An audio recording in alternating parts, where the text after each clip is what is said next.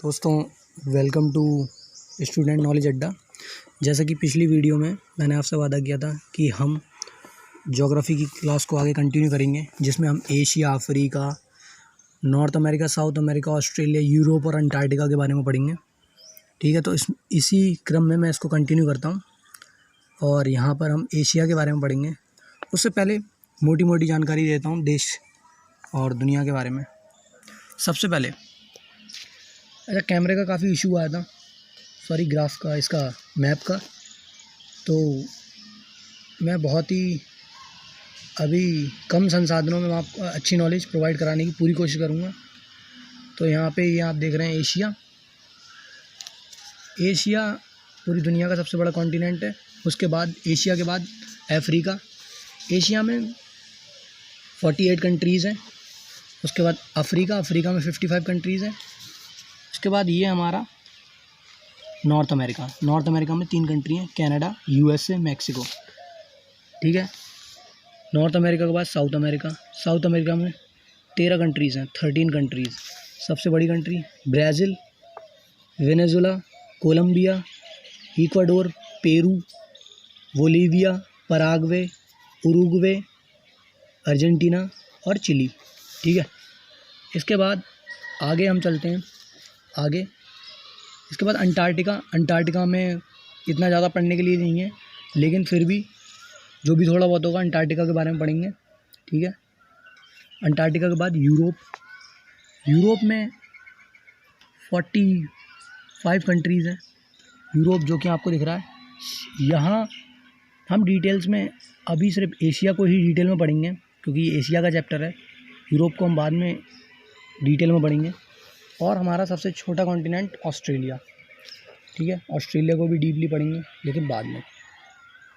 तो इस तरीके से ये हमारे हो गए Asia, Africa, Canada, north America, south America, Antarctica, Europe, Australia.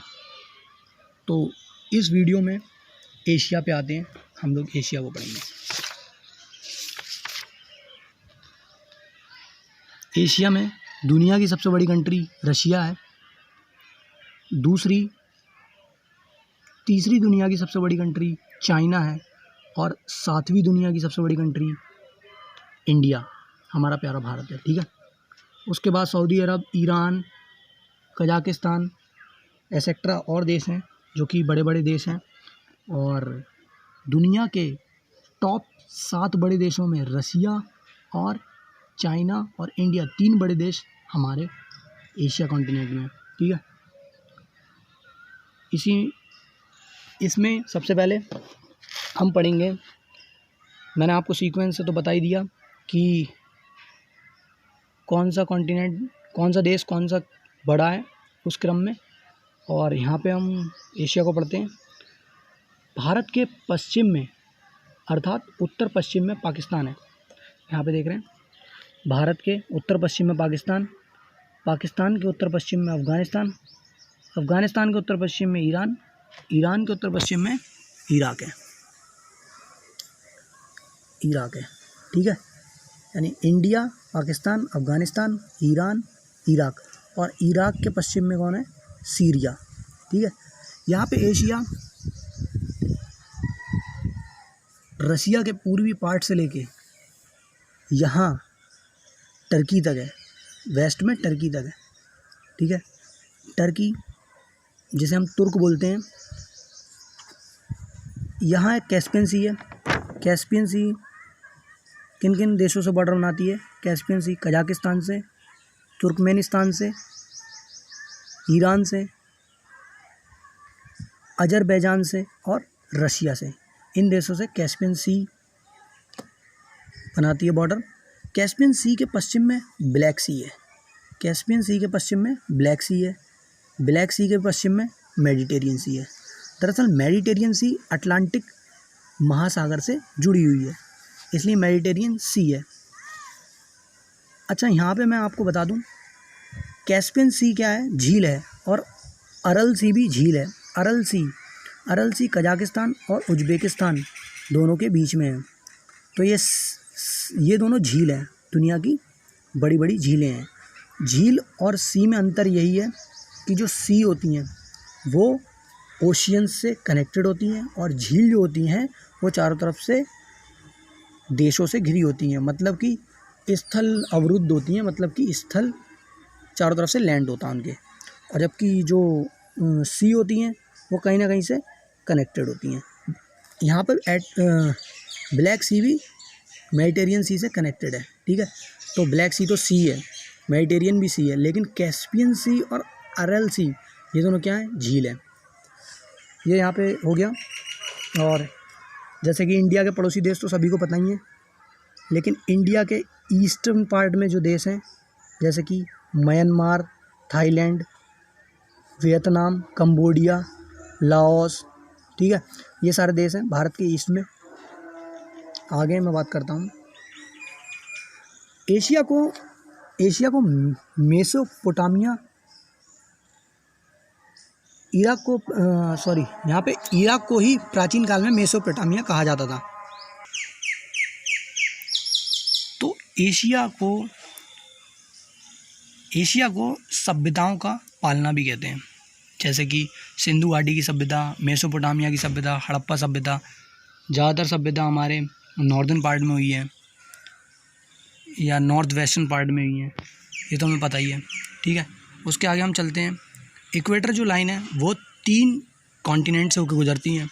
सबसे पहले दक्षिण अमेरिका, फिर अफ्रीका और उसके बाद एशिया। एशिया में जो हमारी इक्वेटर लाइन है वो इंडोनेशिया और मालदीव से होकर गुजरती है। जैसे कि ये है मालदीव और इंडोनेशिया के आइलैंड हैं ये। इंडोनेशिया 13,000 आइलैंडों से मिलकर बना है, जिनमें बड़े बड़े आइलैंड कौन से हैं, सुमात्रा, जावा, बोर्नियो, सुलावेसी।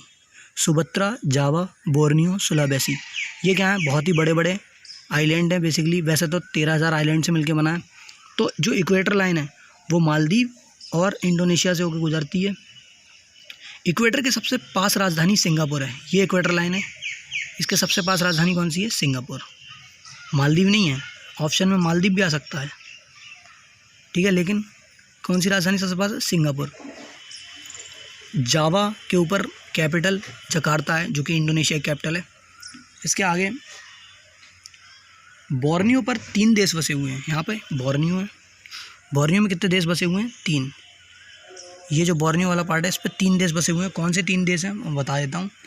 बोर्नियो पर 3 देश हैं, जो कि साउथ में इंडोनेशिया है, वेस्ट में मलेशिया है एंड ईस्ट में ब्रुनेई है, ठीक है। न्यू गिनिया का पश्चिमी भाग इंडोनेशिया का है, जबकि पूर्वी भाग पापुआ न्यू गिनिया का है।